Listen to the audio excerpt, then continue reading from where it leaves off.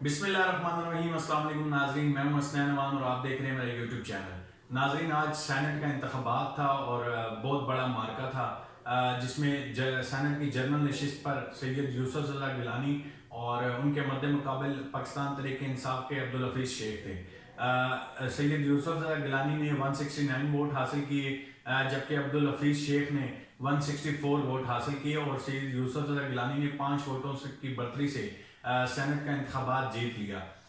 इस सारी सूरत हाल पर बात करने के लिए मेरे साथ मौजूद हैं सीनियर जर्नलिस्ट मोहम्मद इमरान साहब, जो आज पार्लियामेंट में मौजूद रहे और सेनेट इंतखाबात को लम्हा बालम्हा कवर करते रहे। इनसे जानने की कोशिश करेंगे कि जो सेनेट के इंतखाबात में जो धमाका हो गया कि अब्दुल हफीज़ शेख को जीतना था लेकिन जीत गए यूसुफ रज़ा गिलानी, तो इस सारी सूरत हाल के पीछे क्या वजह थी। बहुत शुक्रिया इमरान भाई, आपने वक्त दिया। सबसे पहले तो ये बताएं कि आज ये हो क्या गया इस्लामाबाद में के। देखें, ये सबके लिए एक बड़ा अपसेट था जी जो हुआ है, क्योंकि दिन भर जब हम वहाँ पे कवर करते रहे हैं तो कोई ज़्यादा पुरुमीद नहीं थे आज अपोजिशन के रहनुमा भी, क्योंकि गुज़श्ता रोज़ जो एक वीडियो लीक सामने आया, ऑडियो लीक, बिल्कुल। तो उसके बाद से अपोजिशन को ये धचका लगा था कि शायद हमारी जो कमिटमेंट्स हैं जिन लोगों के साथ, शायद वो अब हमें वोट ना दें। लेकिन उसके बावजूद हमने देखा कि एक बड़ा अपसेट सामने आया और हफीज़ शेख को जो है वो शिकस्त का सामना करना पड़ा और यूसुफ रज़ा गिलानी सेनेटर मुंतखब हो गए हैं। वैसे ओवरऑल देखा जाए तो बाकी सूबों में जो सीटें जिसकी बनती थी वो तकरीबन वो ली हैं सब ने, और पीटीआई इस वक्त सेनेट में अक्सरियती जमात बन गई है। तकरीबन 28 सेनेटर उनके मुंतखब हो गए हैं। लेकिन ये जो इस्लामाबाद की सीट थी, ये इसलिए अहमियत की हामिल थी क्योंकि मद्दे मुकाबिल जो थे वो तहरीक इंसाफ के वजीर ख़जाना थे। तो अब वो हार गए हैं, तो उनका मुस्तकबिल क्या होगा इसका फैसला अभी होना बाकी है। लेकिन लग ये रहा है कि शायद वो उधर छोड़ दें और फिर से असद उमर को जो है वो वजीर ख़जाना बना दिया जाए। इस तरह की चहमगोइयाँ जो है वो इस वक्त इस्लामाबाद में चल रही हैं। लेकिन और इसके बाद जो वज़ीर आज़म इमरान खान का एक बड़ा स्टेटमेंट सामने आया है कि उन्होंने जो है वो पार्लियामेंट से एतमाद का वोट लेने का फ़ैसला किया है। तो ये एक बड़ी मूव थी वज़ीर आज़म इमरान खान की जानिब से, क्योंकि जितना बड़ा एक बाउंसर लगा है इमरान खान को कि जो उनका एक हिमायत याफ्ता कैंडिडेट था और बड़ी कंपेन भी चलाई उन्होंने उसके लिए, तमाम जो उनके इत्तेहादी हैं वो भी उनके साथ थे। जब इलेक्शन मुहिम जो है वो ख़त्म हुई तब तमाम इत्तेहादी जमातों के रहनुमाओं के साथ मिल के हफीज़ शेख ने प्रेस कॉन्फ्रेंस भी की और बड़ा कॉन्फिडेंट थे वो।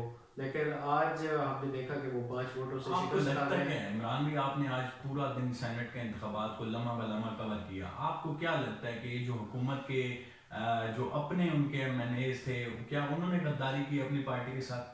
देखिए, ये पहले से ही खबरें आ रही थी कि तकरीबन 11 एमएलए हैं जो जो अगला इलेक्शन होगा, जब भी होता है जनरल इलेक्शन, वो तहरीक इंसाफ से लड़ने के ख्वाहिशमंद नहीं है। उनको पीटीआई के टिकट की ज़रूरत नहीं है। वो चाहते हैं कि वो किसी और जमात से, स्पेशली पीएमएलएन से, वो जो है उनके टिकट पे इलेक्शन लड़ना चाहते हैं। तो अब अगर पीटीआई जो है वो कोई कार्रवाई करती है, कोई इस तरह का उनको कोई खुरा मिलता है कि फलां बंदे ने जो है वो हमारे साथ धोखा किया है और उसको पार्टी से निकालते हैं, तो इस चीज़ का वो जिन्होंने ये धोखा किया है वो इस चीज़ का फैसला पहले से कर चुके हैं। और बाकी इसमें आपको बताऊं कि ये है भी बड़ा मुश्किल कि उनकी खोज लगाना इतना आसान नहीं है, क्योंकि जो पीटीआई कोशिश कर रही थी ओपन बैलेटिंग, या फिर उन्होंने एंड पे जाके ये भी कहा कि टेक्नोलॉजी का इस्तेमाल कर लें। इलेक्शन कमीशन से दरख्वास्त की गई कि आप उस पे जो है वो बार कोड लगा दें, तो उसको स्कैन करके या कोई सीरियल नंबर रख दें ताकि पता चल सके कि किसने कौन सा वोट डाला है। उस वक्त वोट चाहे खुफिया रखें, लेकिन बाद में अगर इस तरह का कोई वाकया होता है जिसका पीटीआई को पहले से ही जो है वो खदशा था कि पीडीएम ने जो एक मुतल्लिका उम्मीदवार यहाँ से इस्लामाबाद से ये इसको लेके आए यूसुफ रज़ा गिलानी को, और इस तरह का पहले हमने देखा कि पिछले इलेक्शन में जितनी सीटें उनकी नहीं थी उससे ज़्यादा उन्होंने सेनेटर्स जो है वो मुंतखब करा लिए केपीके में। तो अब हुकूमत इस चीज़ के लिए तैयार थी, और ये इतना अचानक फैसला नहीं था इमरान खान का कि जो उसने कह दिया कि जी मैं एतमाद का वोट लेने के लिए जो है वो पार्लियामेंट में जाऊंगा और कौमी असम्बली का इजलास फौरी बुलाया जाए। तो ये सारी चीज़ें उनके माइंड में थी, और उन्होंने पहले से ही डिसाइड करके रखा हुआ था कि अगर इस तरह का कोई सीन बनता है कि हफीज शेख हार जाते हैं, यूसुफ रजा गिलानी जीत जाते हैं, तो मेरा नेक्स्ट मूव ये होगा। मुझे ये बताएं इमरान भाई कि हुकूमती वजीर ये कह रहे हैं कि हम इस फैसले को चैलेंज करेंगे सुप्रीम कोर्ट में या फिर इलेक्शन कमीशन में, तो उसके नताइज क्या होंगे? क्या दोबारा? मेरा नहीं ख्याल कि इस फैसले को ये चैलेंज करने जाएंगे। जो आज मुझे शाह महमूद कुरैशी की बातों से एक अंदाजा हुआ है, और इसमें मुझे थोड़ी बहुत शहबाज गिल ने तो कहा कि हम इस शहबाज गिल, देखिए शहबाज गिल कुछ नहीं है, शहबाज गिल कुछ नहीं है, वाइस चेयरमैन है शाह महमूद कुरैशी, और वो सियासी बात करते हैं। तो उनसे आज इस हवाले से सवाल भी हुआ, और उन्होंने कहा कि हम इसका सियासी मूव जो है वो लेंगे, और सियासी मूव यही है कि वो एतमाद का वोट जो है वो लेने के लिए वज़ीर आज़म जा रहे हैं पार्लियामेंट में। और इसमें मैं आपको बता रहा था कि मुझे इसमें कॉन्स्पिरेसी ये लग रही है कि पीडीएम की जो मूवमेंट थी, पीडीएम की मूवमेंट में पीपल्स पार्टी का मेन किरदार है। बिल्कुल ठीक है, अब पीपल्स पार्टी का एक बंदा सेनेटर मुंतखब हो जाता है, और मोस्ट प्रोबेबली कहीं ना कहीं ये लग रहा है कि शायद ये फिर चेयरमैन सेनेट भी बन जाए। बिल्कुल। तो जब ये चेयरमैन सेनेट बन जाएंगे तो पीपल्स पार्टी मजीद इस सिस्टम के अंदर ही मतलब आ गई ना, उसकी इन्वॉल्वमेंट ज्यादा हो जाएगी, बजाय कि मौलाना फजलुर रहमान जो है वो इस वक्त पार्लियामेंट से आउट है, तो उनका जो गुस्सा है वो बजा है, लेकिन पीपल्स पार्टी फिर उनको घसीट के लाएगी कि आप आए पार्लियामेंट में आए। मुस्लिम लीग नून चाहे जो कुछ भी करती रहे, आप देखेंगे वो कहते थे हम किसी से बात नहीं करते।